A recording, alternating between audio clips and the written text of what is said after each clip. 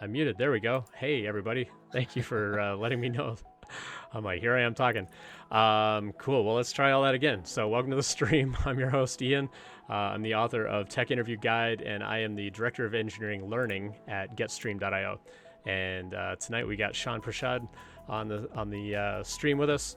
Thanks for representing the Great White North for us, Sean. Also from Canada, currently in Canada, and facing some cool temperatures as we are here in Colorado today.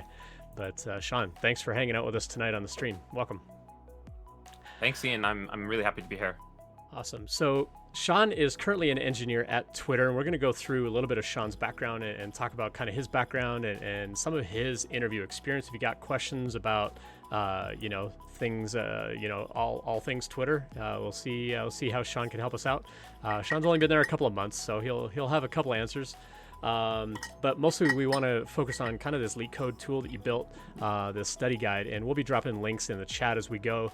For those watching on YouTube later, I'll be putting these links in the description, so like and subscribe and all that good stuff. Cool. So Sean, let's start with your background a little bit. So how did you get involved in programming and technology? Like, where did that kind of spark and get started for you? That's a great question. Ever since I was little, I've always been curious about taking things apart and building things. My dad worked for a company that would, I guess, repair photocopiers, fax machines, computers, and whatnot. And I remember one day him bringing home some just broken machines and saying, "Hey, 6-year-old Sean, like, go crazy with it, take it apart, see what you can do with it." And I didn't cut myself or anything, but Great. I think that's where my passion really stemmed from, and from there on, I started building my own computers. This is back in the early 2000s. So I think that was the pivotal moment for me. That's great. So I had something kind of similar, although I would just take stuff apart. I wasn't given permission. My parents would just come home and things would be dismantled all over the place. They're like, "What happened?" I'm like, "Oh, I just wanted to see how it worked." They're like, "Well, put Yeah, it back together." yeah, I'm like, "I don't know how. I didn't keep track of which screw went where, so yeah, it's just junk now." yeah, Yeah, yeah, my dad yeah. came home with a Commodore 64 back in 1982. Ooh, I was like 8 years old at the time, and that got me hooked, and I've been kind of coding ever since. It's kind of ridiculous to think I've been coding for 39 years and I'm only 47. But yeah, the realities of Canadian winter. There's not much to do unless you play hockey. You just stay indoors. And when you got a computer nearby, teaching yourself all the things, and kind of similar as you, got into tinkering and see how this computer thing works and start assembling all the components and stuff, and go from there. And so you kind of got interested in tech, and then did that lead directly into college or university? Like, what's sort of the education path that you followed? yeah. So I mean, I wasn't the kind of individual to get really into sports, even though I was sort of athletic in college or high school, lead into college. My first program that I did in college, I only chose it just because it had the word computer in it, and it was computer engineering technology. So your typical ECE program, and through that, you learn about electricity, you learn about digital logic, you learn about hardware and software essentially. And I realized that I'm much better at software, and I have a passion for it.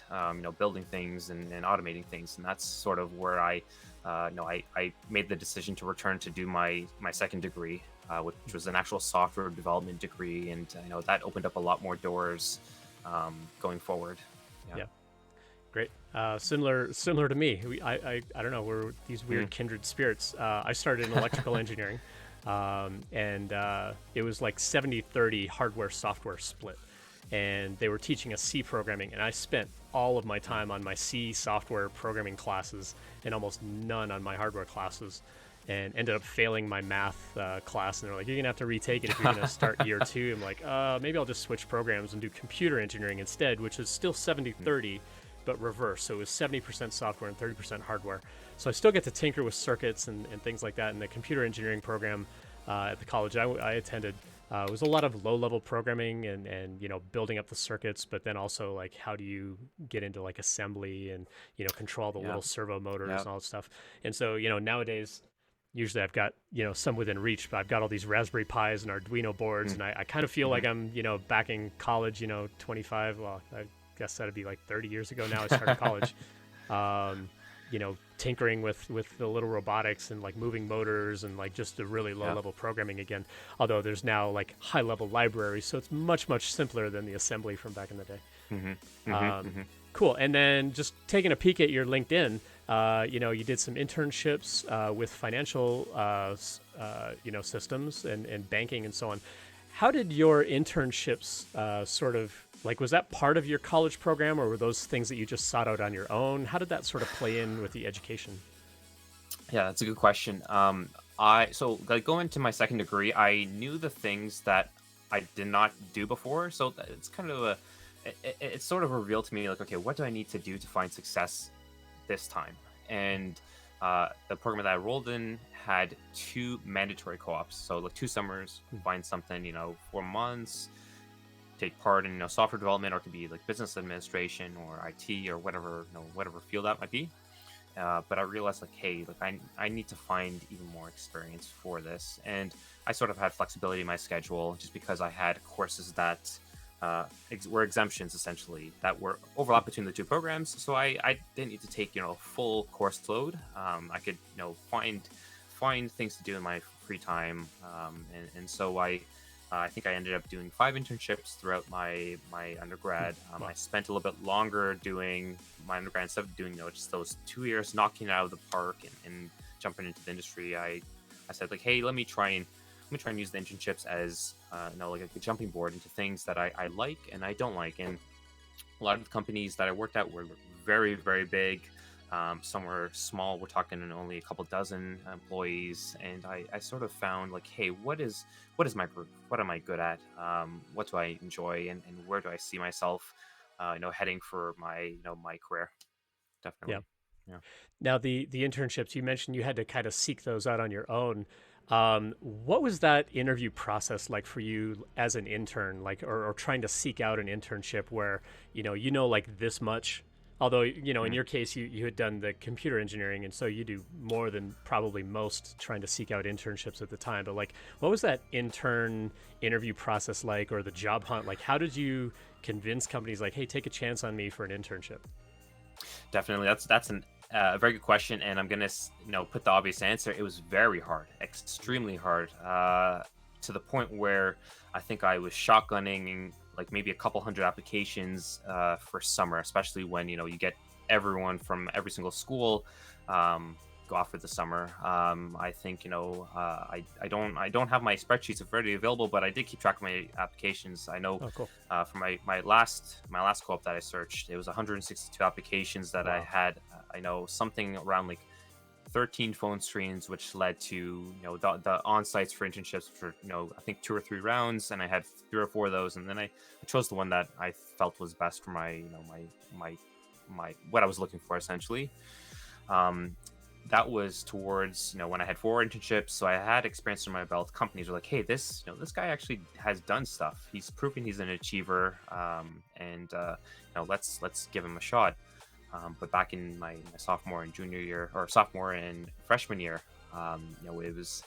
it was essentially through word of mouth, or contacting alumni on LinkedIn, just being like, hey, like I'm looking for something. I'm willing to do anything and everything. I'm a blank slate essentially, and is there an opportunity for me to join the team? And then you go through the typical interview process, and you might get that referral to help speed things up or shorten that process. And I just happened to find some luck at the end of the day, and one after another, I learned, okay, through the rejections, through the many rejections, I should say, for internships, I learned like what was I weak at, what did I need to improve, what did I do well in interviews, could I keep repeating that same process, and it just helped me fill in the gaps of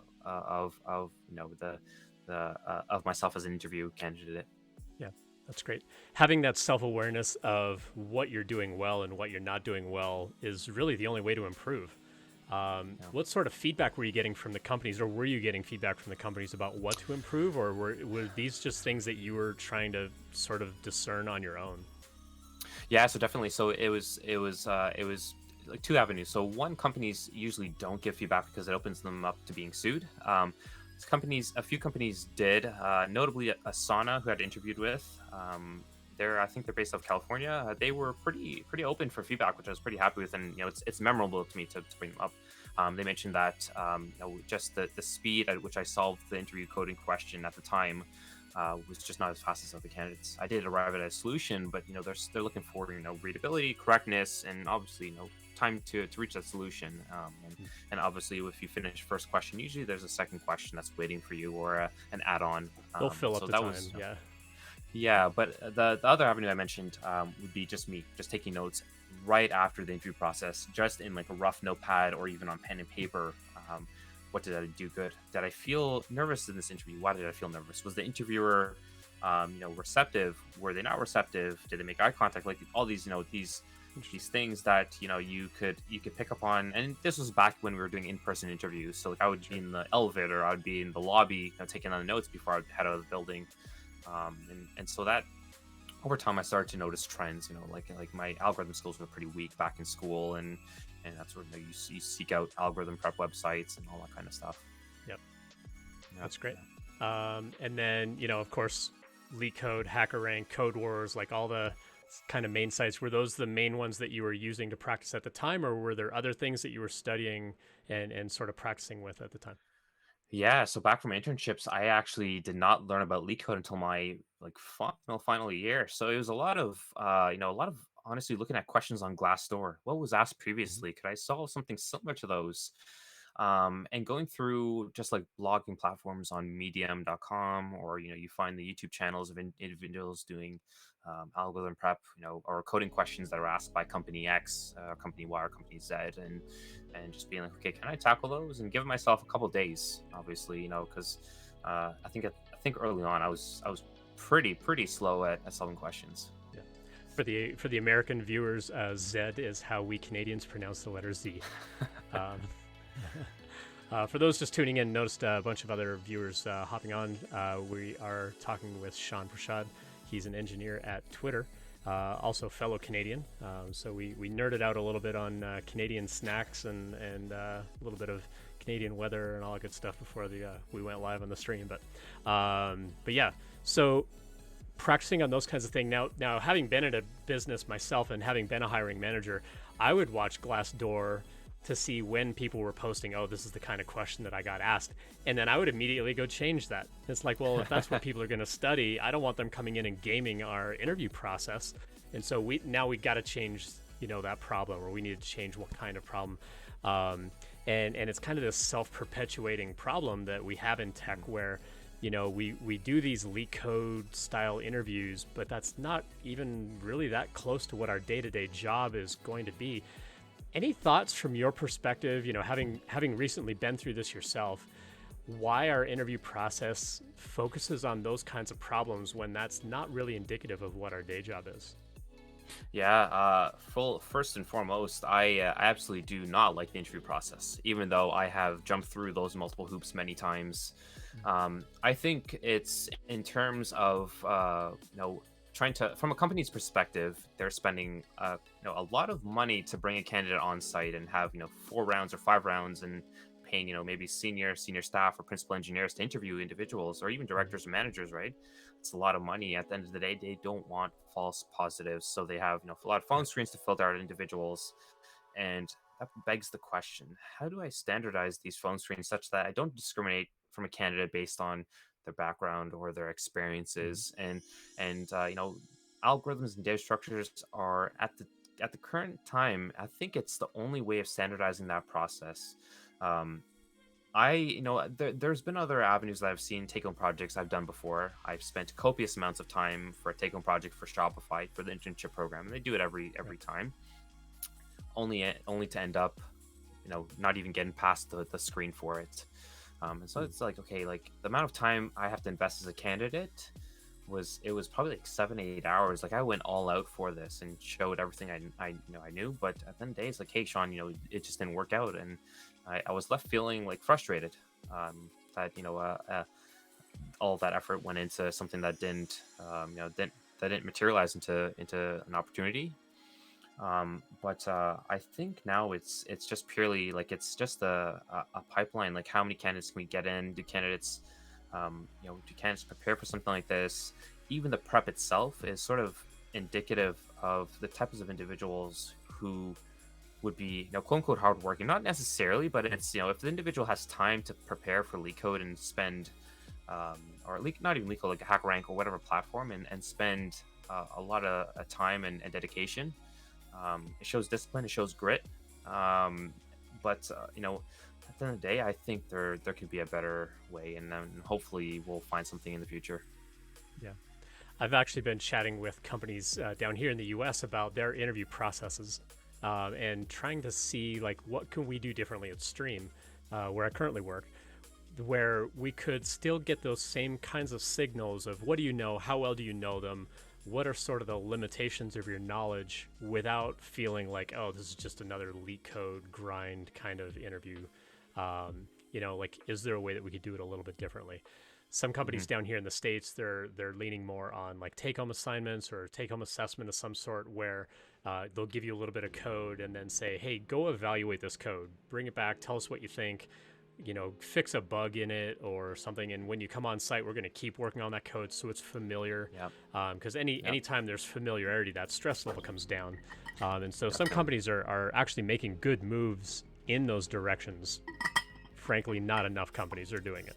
But I think we're getting there, and I think some of those shifts that you and I've been kind of chatting about over GitHub, just as we kind of shift the conversation into this tool that you built around how some companies are just not asking certain kinds of questions anymore. And so Sean built this really cool site, and I'm going to drop the link for it in the stream chat. And again, I'll put this in the YouTube description later if you're watching later on YouTube. And so this LeetCode patterns site is a web page that you put together, Sean. So tell us the history of like, how did this come to be? Was this a tool that you built so that you could study for these kinds of jobs, or was this just a tool that you built just because? Did you build it for someone else in mind? Like, give us some background on this. Yeah, that's I love to chat about it. I think it's a few things. One, when I started my LeetCode prep, I was on LeetCode.com. I had a premium subscription, and there's like top 100 questions asked by company A, company B, company C, and I'm like, okay, well, I'm not necessarily trying to target those companies as yet. I'm just trying to improve my algorithm skills. So that begged the question: what types of algorithms are out there? Because there's going to be a finite amount. There might be a ton, but like, what is actually being tested? And so you got your typical CS11, your BFS, DFS, you have graph algorithms, you have linked list algorithms, you have stacks, queues, all that good stuff.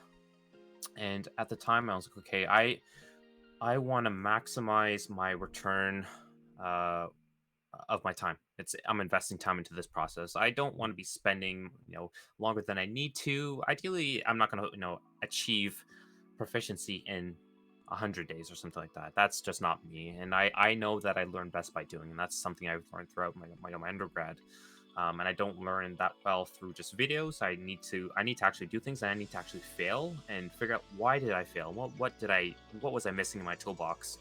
And so that begged the question, like me going about Google and be like, what are patterns? What are these patterns that you need to know, or algorithms? And I found Team Blind had a thread that was pretty popular about blind. I think it was labeled the blind 75 top or top problems to solve on LeetCode, and that had everything from like bitwise programming to dynamic programming to stacks, queues, heaps, all that good stuff. And I was like, okay, well, 75 questions it's good, but I also found another resource on I think it's my goodness, the name is coming. I can visualize the color of the website and everything, but it's grokking the coding interview, I believe. I forget the website. Educative.io. There we go. On Educative.io, and the course was, I think it was a paid course, quite expensive. And this was me back in my college, phase, and like at the end of the day, I just couldn't afford something like this. I had to pay for my tuition, transportation to and from school. I was paying for my own food and everything, meal prepping, and like it was quite a good chunk of money. And so a lot of the questions are free, and I spent the time figuring out what's the one-to-one mapping of that, the LeetCode to the interviewing IO course, and some of the questions just weren't there, and some of the questions were there, and so I figured out, over time I could sort of create a list, and I hand wrote the list. So the original list was just me handwriting in my notebook that's stuffed away somewhere. And at the end of the day, I was talking to my partner at the time, and she was like, "Hey, this seems pretty useful." And I also gave the list to her, and she used it to study. It's cool. And I was like, I should probably use this as a side project. This is a side project that will not just be like a one weekend. Like it could help other individuals. And I was talking with her, and she's like, "Yeah." She's like, "Definitely, this is something that I think you should pursue it." And so I found time on weekends to slowly build up everything from like just the basic HTML table of like the questions and like the Mhm. URLs and everything to figuring out, okay, how do I create this with React components, and how do I add on functionality and everything. Had you done web development prior to this, or was this kind of your entry point into web development? I had done web development through school, so through academic, Okay. courses, and also a tiny bit through internships. But at this point, I remember it was my first ever like production React app from scratch. You usually get boilerplate and everything, so it was a really big learning experience for me. But I was honestly driven, Ian, by just the fact that once it was completed, I would just put it out there, and I know like this information was aggregated in such a way that it would hopefully help someone. If not, improve. Okay, what questions do I tackle? Where do I begin? Where do I get started? What Yeah. questions do I need to avoid? What are popular questions? Why are they popular? How do I apply those patterns to different questions? And you know what I mean? I think I see it as a jumping off board for individuals starting their own prep. Definitely, yeah. Uh, Yeah, it's great.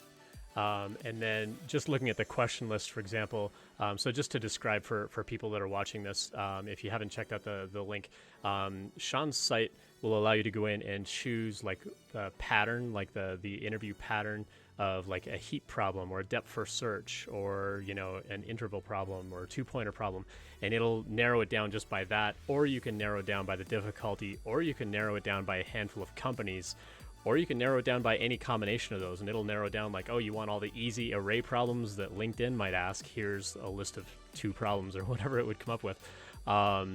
How do you keep that list of questions up to date? I mean, those things like we talked about, if I'm a hiring manager and I see that thing show up on Glassdoor or a site like this, I'm going to go switch gears and, not ask those specific questions. I may still ask like 2-pointer problems because maybe that's what hmm my team is familiar with, or that gives us the best signals.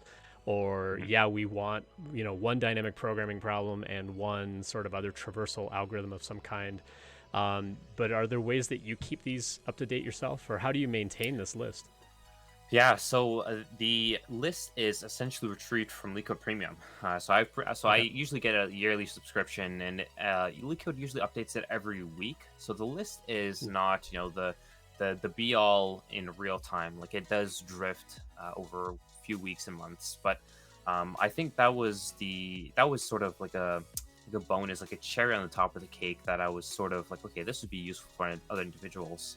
And I know I think if individuals are sort of like targeting those specific questions, that's not the purpose of the website. LeetCode Premium, a subscription would do you better to get that up to date. But it is reassuring to know, like, okay, like the question number of islands, like that is like a classic interview question. Quintessential. Yeah, DFS. for You sure. know what I mean? If you see that question, it should be able to knock it out pretty quickly. Um, so I think just like having the number of companies and the magnitude of the companies and which ones would help people prepping, be like, okay, this is a fairly well known problem. And it's fairly fast. As far as updating that list, right now it's a manual process. It takes me about an hour and a half. I do it about 4 times a year. Every quarter, I'll go through and I'll have the code open. And I'll open up all 171 questions. I'll open up the tab on LeetCode that has the companies who ask questions. I'll go through and I'll manually update it. In the future, I'd definitely love to automate this. I'm trying to think about how do I structure that data such that it is something that I can run through a script and it'll generate the JSON and all that kind of stuff. But right now, it's a manual Yeah. process. And yeah, yeah. One thing that I've mentioned to Sean I think over a GitHub issue, that I've actually since had confirmed, and even to add more anecdotal data. So if you go on Sean's site right now and you say, I want to see all the problems from Facebook, for example, someone went in and recently added a patch where you can kind of see the frequency And the number 2 most popular kind of problem for Facebook is dynamic programming. But Facebook actually said this summer, we're not going to ask DP problems anymore. Turns out Amazon is in the same boat. Amazon and Facebook now are no longer asking those strict dynamic programming problems anymore. So just FYI, not to say like take those off the list completely, but they're starting to lower in popularity. I'm a little curious. Like, I'd love to talk to someone at Facebook or Amazon and find out why. Like, are you just not getting good signals, or they're just not enough good problems, or are they too hard and people just aren't solving them? Like, what sort of data are they collecting on their side to make a decision like that? Because what I find interesting is, back in like 2006, I think when Google was first kind of getting started and getting popular, they were asking all of the goofy, like how many golf balls fit in a school bus kind of, brain teaser questions. And suddenly everyone's like, oh, those are cool questions. We're going to ask those too. And like everybody kind of followed suit. And then Google actually produced a blog article a couple of years later going, yeah, those were dumb. Like, we're not going to do that anymore. Like, we weren't getting good data out of it. And everyone else is like, yeah, those are dumb. We're not going to do that anymore either. And so, like, people follow FANG companies as far as, like, what they do in their interview process. Other companies are going to follow suit. And so it'll be interesting to watch that trend now that we see Facebook and Amazon moving away from dynamic programming problems. Are we going to start seeing other FANG companies and other tech companies start to shift away and go, yeah, we're not going to ask those either? But for what reason? Are they not doing it because Amazon and Facebook and others are not doing it? Or are they also seeing like, yeah, when we ask that question, we're seeing the same results that Amazon and others were seeing.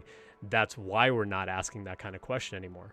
Or are people just so well studied on these? It's, it's practically FizzBuzz at this point, where it's like, just write the algorithm for FizzBuzz, write the algorithm for, kind of this generic DP kind of thing.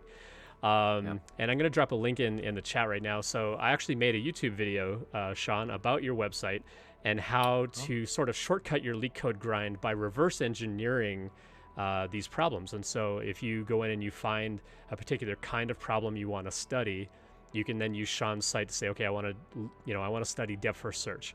So you go in, you pick depth first search, and you pick a couple of problems at random, and you go into the LeetCode discussion forum for those, and you find a couple of answers in a programming language that you don't know, because then it'll help you write pseudocode for what their solution did. And so if you know Python, for example, but you don't know Ruby, go find an answer in Ruby, and then write out what you think the pseudocode is doing. If you look at a programming language that you do know, you're just going to start to memorize that syntax, and it's about the strategy of it. And so I got a whole YouTube video about it. I dropped that in the chat, and I'll link to it in YouTube description later on. But yeah, I built a whole YouTube video just about your site and like how to use this as a study tool by reverse engineering those things to basically boil down the strategy of like, for a backtracking algorithm, you're doing some kind of loop, and then you're like acting on a decision, and then your recursion, and then when the recursion comes back, you're undoing that decision that you made, and then you're going back to that loop. And so it's like those same 4 steps. It's every backtracking thing ever. It's like, I want to solve a maze. Great. You've got a list of directions you can go. So go left. Now go repeat that. Go down that corridor until you come to another intersection or a dead end, and then backtrack. And so it's like every backtracking thing in 4 steps. So write out those 4 generic steps, put it on a Post-it note on your monitor, and then the next time you see a problem, you're like, that sounds like backtracking. Let me start with kind of that as my framework for some pseudocode and see whether that's going to help me solve the problem. And using that as a study tool then for all of those other sort of patterns that Sean has collected and others have collected as well. So yeah, it'll be interesting to watch that industry trend over time and see how much of that shifts. Any thoughts on that?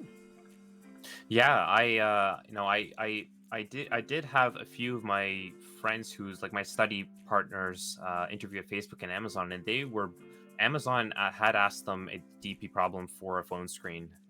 This was for one of the US offices. And my friend at Facebook, I don't think he was asked any DP, but it was, your typical two mediums you need to solve within like 40 minutes or so.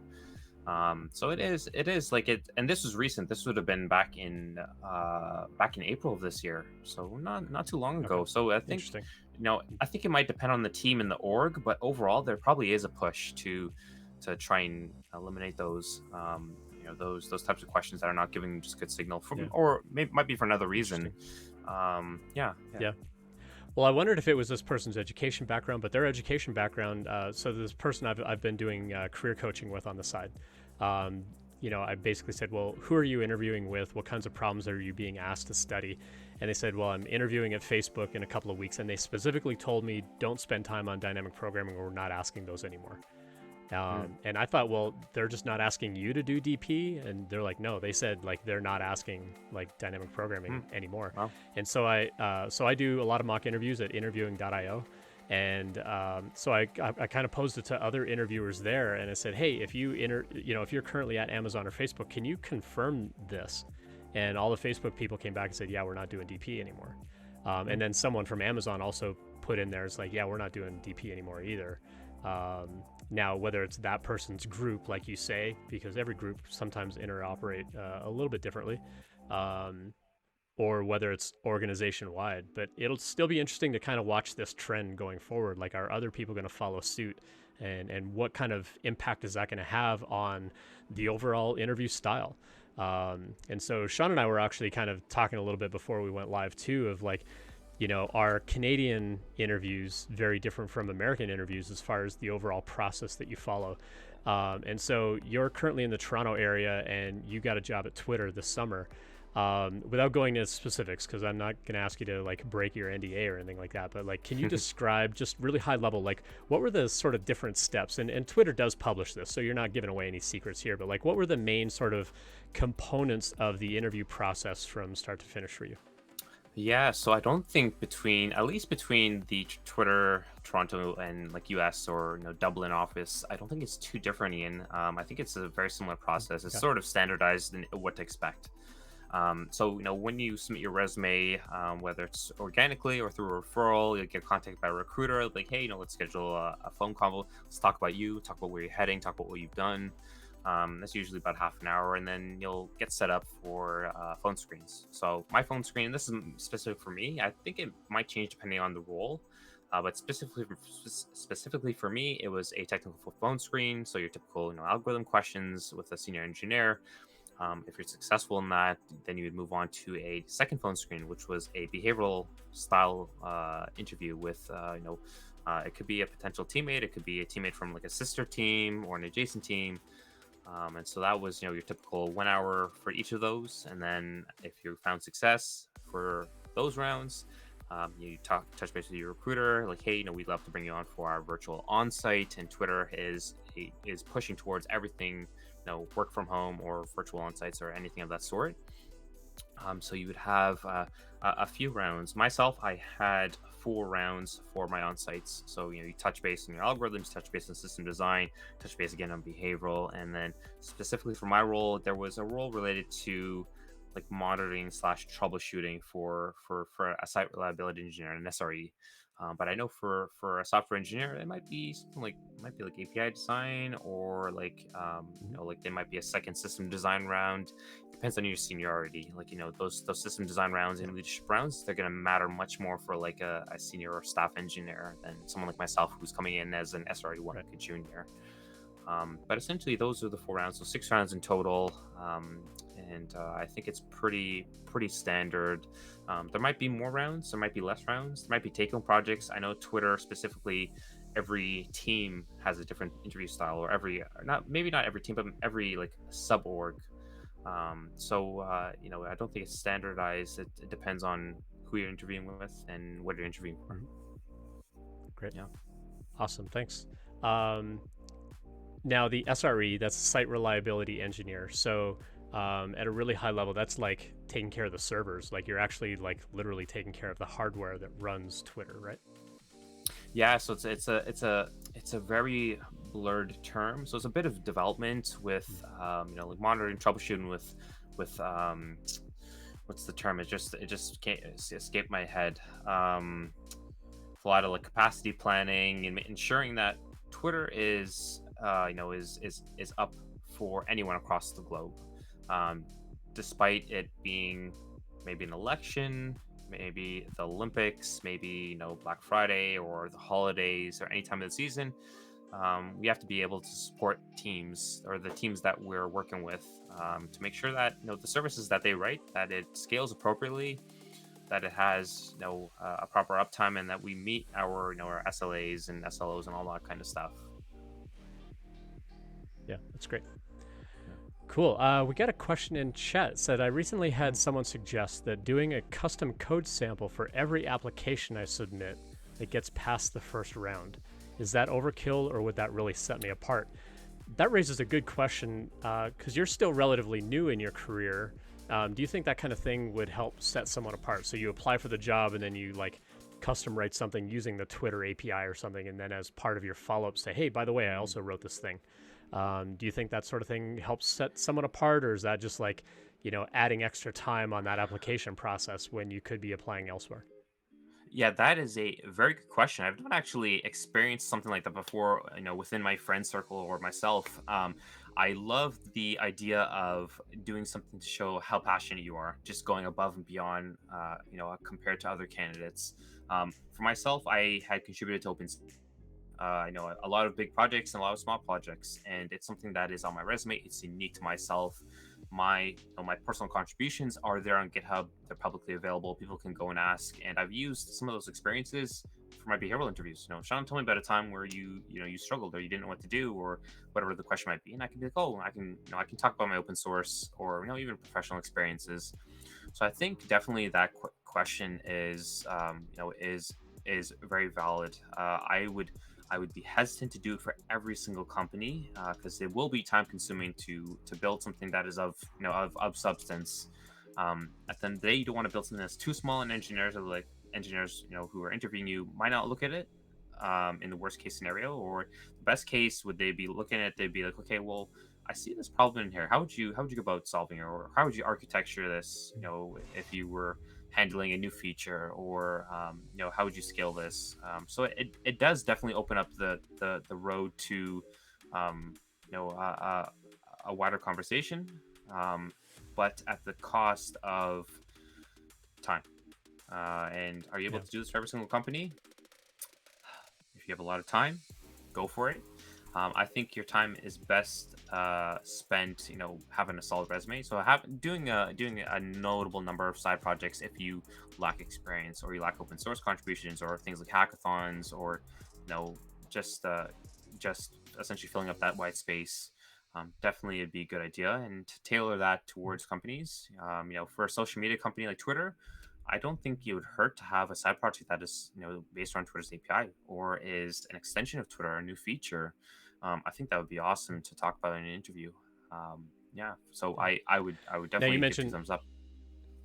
yeah, you mentioned earlier, like you sent out 162 applications, which only turned into 13 phone screens. Like writing 162 code samples would be like a huge amount of time for sure. Like that wouldn't be feasible. Um, I'm actually a big fan of this idea myself, and I kind of dropped a note in chat there that it kind of changes the story of your application. Instead of just, I'm Ian and I've got these skills and I'd like a job, please, to, if they've got an API or a library or a framework or something like that that you can build something with and then send that in. Now you could actually change that story to be, hi, I'm Ian, I'm applying for this position because I'm a customer of yours and I really love using this software and I want to be a part of this team. It completely changes the viewpoint of the person reading that cover letter or reading about the resume of like, oh, you're actually a customer of ours and you want to come work here. That's very different from you're just some random person, who happens to have tech skills. So I'm actually a big fan of this. So as you're doing your company research and you're doing network and outreach, find out whether those companies have some kind of tool that you can build with or an API or something like that. I mean, maybe it'll take you down a rabbit hole of like, oh, I got to go learn some other programming language, or I got to, learn a whole new stack or something in order to implement that thing. Then you need to kind of weigh, well, is it worth, going and learning that thing in order to implement? For example, at Stream, where I work, we do everything with JSON Web Tokens for authentication and kind of sending packets back and forth. And JSON Web Tokens isn't really commonly used when it comes to APIs. They are in some circumstances. We do it to just really protect the data in transit. But if you're not familiar with JSON Web Tokens, it's actually like quite a step up to try to implement the Stream API to do like a news feed kind of application. What I like about this idea, though, is like I used to work at SendGrid, for example, is if you build a little application and you implement SendGrid, well, now you can go apply at SendGrid, but SendGrid's also got competition. And so you could go to like Mailjet and Mailgun and MailChimp and all the other, mail companies and say like, hey, I implemented this project with SendGrid. I actually like MailChimp way better. And so, I would really rather work for you. And I'm actually working right now to like pivot that project over to using that other technology. Now you're showing them like, hey, I did it with their thing. I'd really rather work for you, because now you kind of understand the space. You understand what an email API is, or a newsfeed API like Twitter, or some sort of like an OAuth sort of mechanism, like sign in with Twitter sort of mechanism, where you've implemented that. And now you can say, now that I understand that, now I can go work at all of these other companies, or potentially apply at all these other companies and still tell the same story and say, I'm already up to speed on some of this. You're not going to have to train me as much. And so I think it can be helpful, but I think you do need to be responsible about how much time you spend. But me personally, I think it does really bump up the quality of that application. Yeah, definitely. I would echo the same thing. I saw the Whoa, same we just got a raid. Just oh. got a raid of 105 people. So huge thank you for the gigantic raid. This is the most people ever on the stream, so welcome everybody. I'm Ian Douglas. I'm the author of a website called TechInterview.Guide, and our stream we're just all about tech interviews, how to prepare, how to get ready for tech interviews. And tonight we're actually interviewing Sean Prashad. He's an engineer at Twitter, and we're talking about a tool that he built. I'm going to drop that link back in the chat again, so you don't have to scroll back to find it. And Sean basically built out this website to help people kind of, learn about LeetCode and find some of these curated lists of LeetCode problems. Sean has basically taken curated lists and made a curated list and built a whole really cool website around it.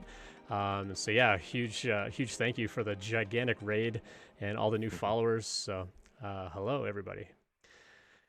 Cool. All right. So yeah, levels.fyi, that's also a really good site to take a look at for different sort of engineering levels and sort of what to expect. And you can also find good salary information there as well, like what salary could you expect at these kinds of places. Cool. Another question in chat. Out of curiosity, what was the hardest non-technical question, Sean, that you got asked during the interview process with Twitter? And he's also curious what kind of chair you have. The easy part of the question, the chair I have is a Herman Miller Aeron. It's like your typical go-to, high, I guess it's like a higher class chair. I'm in this bad boy about, like 7.5, 8 hours a day. So, I'm really big on having something that's comfy. But your actual question, I'm curious, what was the hardest non-technical question that I got asked during Twitter's interview process? Non-technical, so it'd be during the behavioral rounds. Without giving away too much, Twitter's behavioral round is not your typical tell me about a time when you did X. It is a spin on it, and you have to think very fast. You have to be able to recall scenarios like in the moment, and giving some thought and like having silence between it might indicate to the interviewer that this individual is not able to reflect on like major moments in their career, and that was challenging to me. And I'm actually better at behavioral interviews than technical interviews. Just I'm more of an extrovert by nature, and I'm aware of what I've done and like my downfalls and my upsides and everything. And I was stressed for the first time ever in a behavioral interview. I remember actually coming off, my palms were sweaty off that interview, and I think that was the hardest non-technical. Yeah. Behavioral questions, I think a lot of people don't really get like how tricky they can actually be, but the answers that you give to some of those behavioral questions really tell them a lot about you. As far as like your self-awareness and just sort of like the history of what you've done, how well you think through things, communicate, especially when they're on the fly. Now, just at a high level, were these like hypothetical questions, like what would you do, or were they actually asking about like historical like things that actually happened?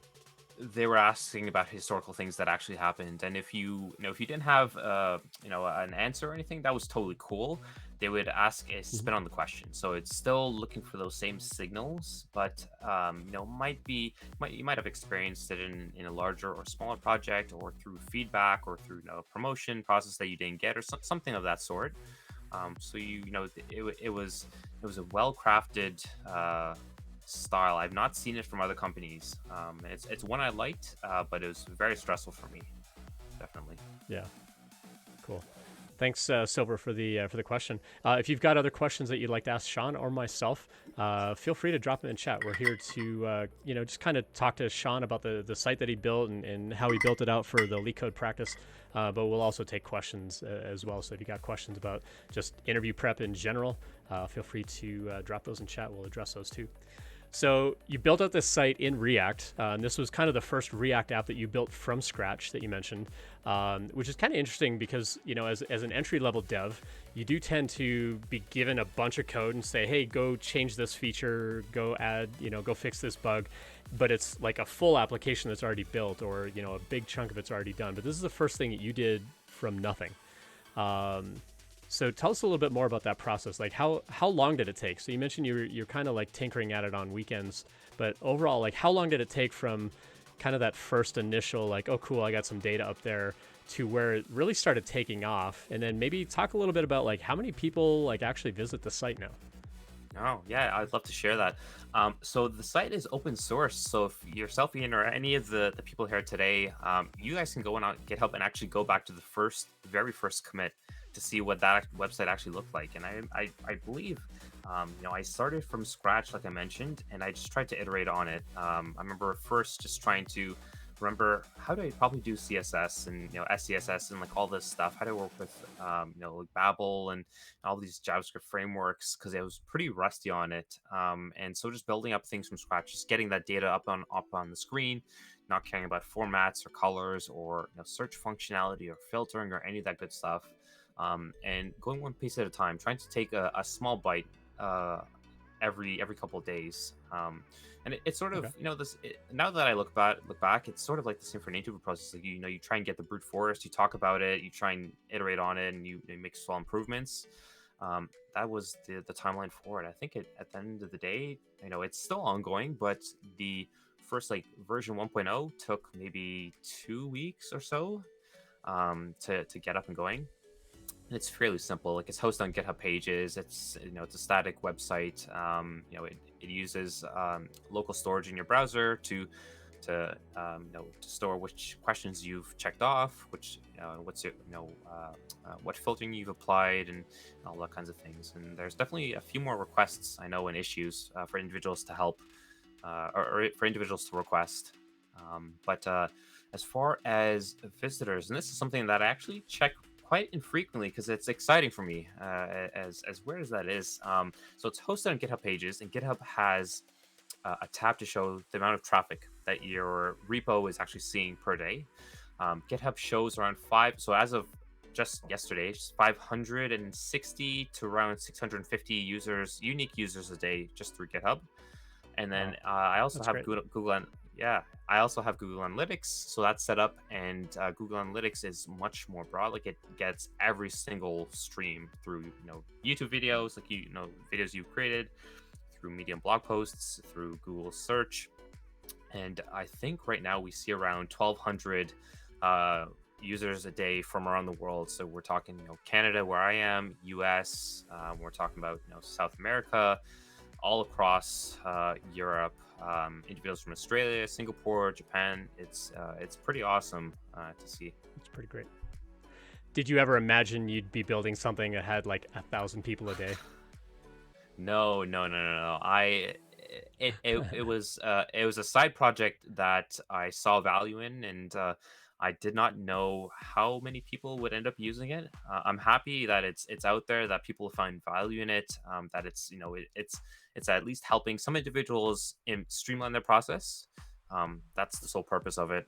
I don't make money off of it. I don't plan to make money off of it. It's a free resource. I grew up on the open web, with like Netscape and Firefox, and nowadays you can find courses that you can pay for, but at the end of the day, I think we're all doing the same thing. We're just selling information that is streamlined and compact and is essentially boxed to what you need to know to find success. So my website that I made, it's out there, it's free. It's there to essentially help you supplement your own journey, wherever you might be, whether it's a new grad like myself or someone who's targeting a senior role and has been rusty on algorithms and they need to jump back in to find what's necessary to prep. Did Twitter know that you had built this site, like as part of your interview process? Did this ever come up, like, oh, you're that guy, you built that thing? Did that ever come up at any point for you?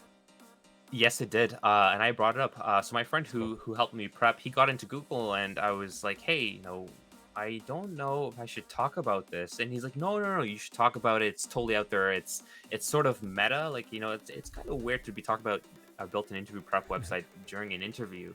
But I took the plunge, and during one of my on-site rounds, the interviewers asked, talk to me about things you do outside of work, just learn a little bit about myself to break the ice, because I was, you're nervous during those times, and I said, I have essentially, my own child, like it's something I take care of, and it's it's a website that I made for prep, and they asked for the links and I linked them to it, and they were like, this is pretty cool. And I remember them joking about, like, if I see Twitter questions on here, I got to make sure to get you to remove those later on. So it was funny, but it was cool. I think it was a plus at the end of the day. Yeah, that's great. It's always fun when you can go into an interview and sort of humble brag on yourself, like, look at this thing I built, I built this, I'm really proud of it. There's a difference between being proud of something that you built and like being like arrogantly bragging about, like, look what I made. I think that there can be a bit of a turnoff in an interview when the person's like, in more of the bragging mode than they are just being proud of the kinds of things that they've done. And I think being able to walk in and be like, look at this thing that I made, like, this is how much I care about this sort of process, or this is how, in your case, I want to give back to the community. I've kind of collated all these things and I've put this tool together just to help other people out. That kind of stuff just shows a lot about your character. Maybe it's because you're Canadian. But, I mean, I'm kind of the same way, but I'm also Canadian. So, maybe it is a Canadian thing. We just want to be helpful. But for me, like, I learned from community. And so I want to give back to community. That's why I do this whole stream, and I got this whole YouTube archive. And, last night we published a podcast of all of my Q&A sessions. So I'm going to gradually start getting those out on Spotify on a podcast. Like, we're just here to help people out. Like, I don't monetize this. You don't monetize your site. We're just here to help. And I think that that's a really admirable trait. But being able to talk about that in an interview, like, this is why I'm passionate about this thing, can really sort of set you apart too. It's not just like, oh, I have the skills that you're looking for, but you're also showing them, like, this is how I'm going to continue to contribute. Like, if you bring me on at your company, I'm going to continue building up community around me. And now your company is going to be a part of how I'm sort of spreading the word of what I do. I'm bringing Twitter along with me, or in my case, I'm bringing Stream along with me.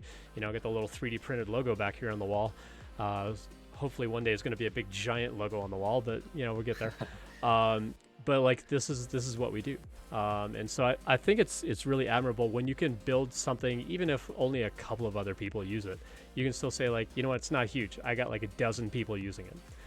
So like any kind of school project, get it out there, show other students, get other people from your school like using it. And then you can go into that interview and if they say, hey, tell me about this project, you can say, yeah, I got about 100 people using it. It's not a ton of traffic, but it's starting to kind of pick up a little bit.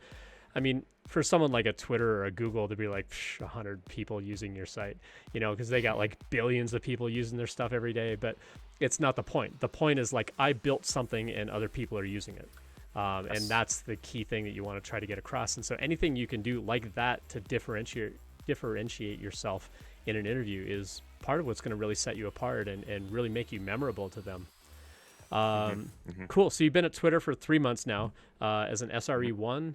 How can people find you? I've kind of got your Twitter handle on your Twitch window here. It's Sean Prashad. So how can people sort of pay attention to what you do? Yeah, for sure.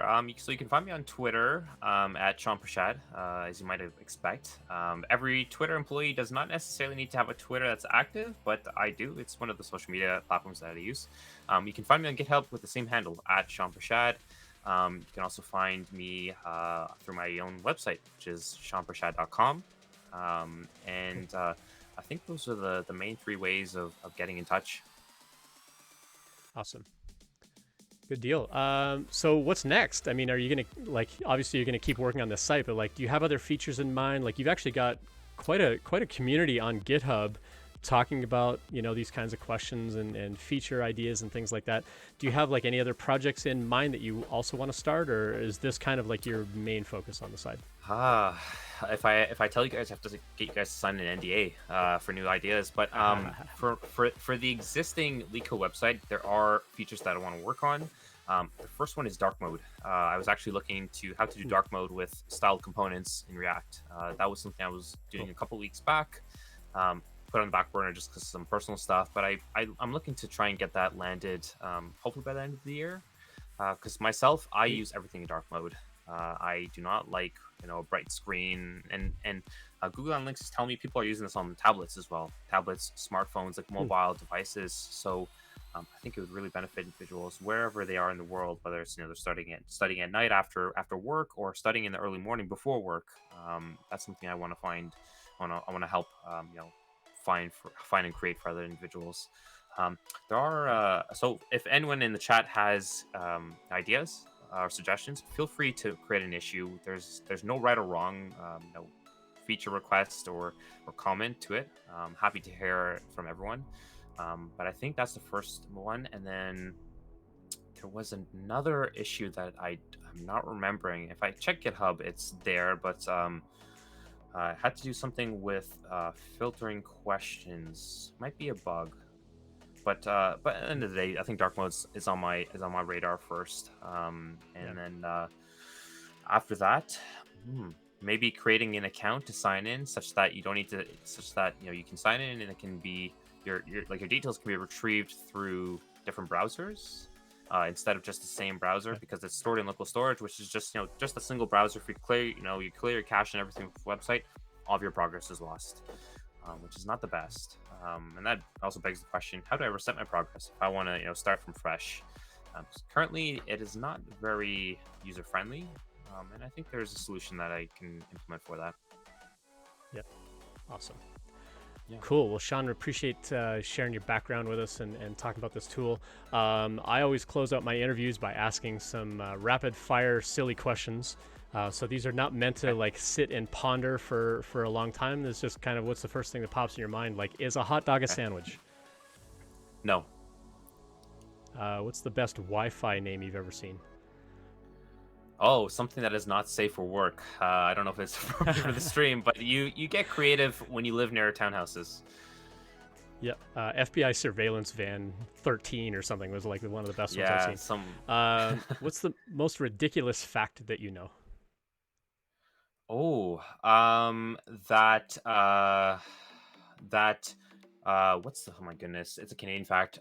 The only official French-speaking province is New Brunswick in Canada. It's not actually Quebec, which is kind of weird. You know what I mean? Like, yeah. Yeah. Did you know there's enough room between the Earth and the Moon to fit all the other planets in our solar system? No, I did not know that. Wow. Let's see. In 40 years, what do you think people are going to be nostalgic about? Goodness, that's a good one. So immediately what came into my mind is like Pokemon cards and trading cards, like Magic the Gathering cards, and like all of those, those collectibles. Like NFTs are just like flying off the shelf now. I don't think that's going away anytime soon, as much as as crazy as it is. Yeah. So someone said in chat they're going to be nostalgic about Zoom meetings. I doubt it. Oh my god. 40 years from now, they're still going to be like, you're muted. Yeah. You're on mute. Yeah. Let's see. Oh gosh, some of these are also not safe for work. What's the best type of cheese? Oh, I'm not a cheese guy. No? Cheddar. No. better. Favorite Canadian Cheese. snack? Let's Yeah. go with that one. Oh, favorite Canadian poutine. You can't go wrong with a Oh yeah, poutine. poutine. Yeah. It's got to be real poutine though. I've had poutine Yeah. here in Colorado where they're just like cut up cheese, like string cheese things. It's like, no, like where's the cheese curd? It's not squeaky. Like, Yeah. gotta do Yeah. it right. Awesome. Last one. What would be the coolest animal to scale up to be the size of a horse? Oh, I am a dog guy, but I'm pretty sure. Well, there's been some pretty big dogs, but I don't think any of the Like a size of like a mastiff or full something? grown. Yeah, like or like a Saint Bernard, like they get pretty big. Yeah. I don't know what I mean. An ant?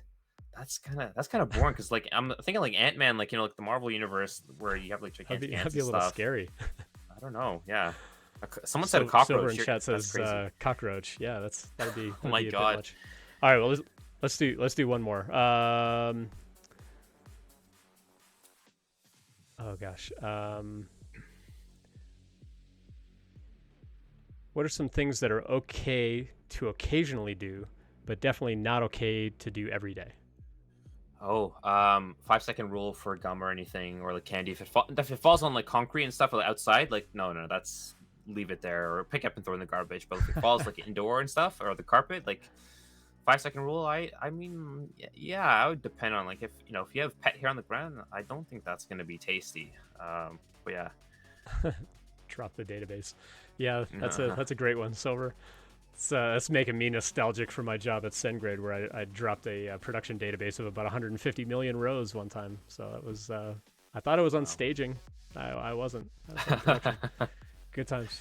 Cool. Well, Sean, I really appreciate your time. I really appreciate this tool. It was actually shown to me while I was doing a mock interview with someone on interviewing.io.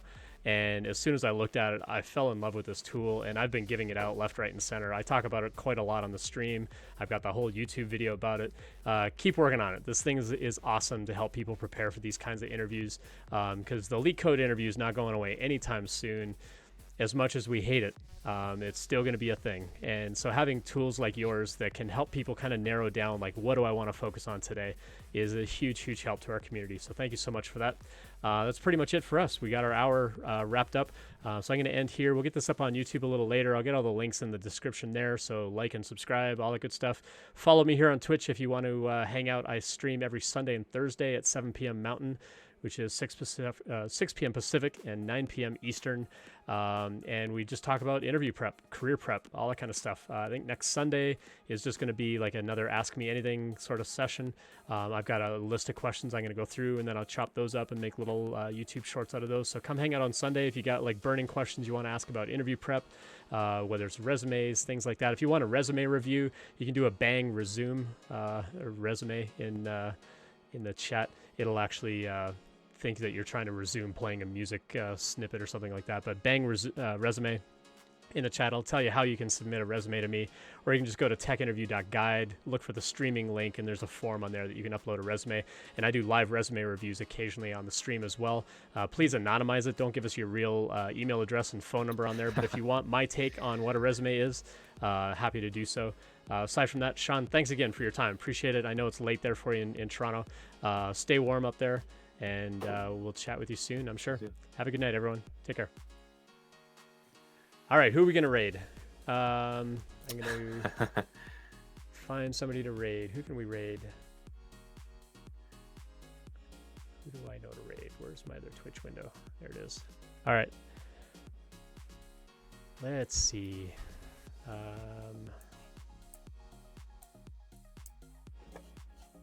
Any recommendations in chat for who I should raid? Yeah. None as yet.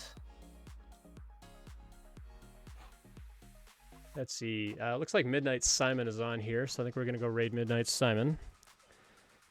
He loves doing algorithm sessions and stuff like that, so we got that playing out. We're gonna go raid him in about 10 seconds.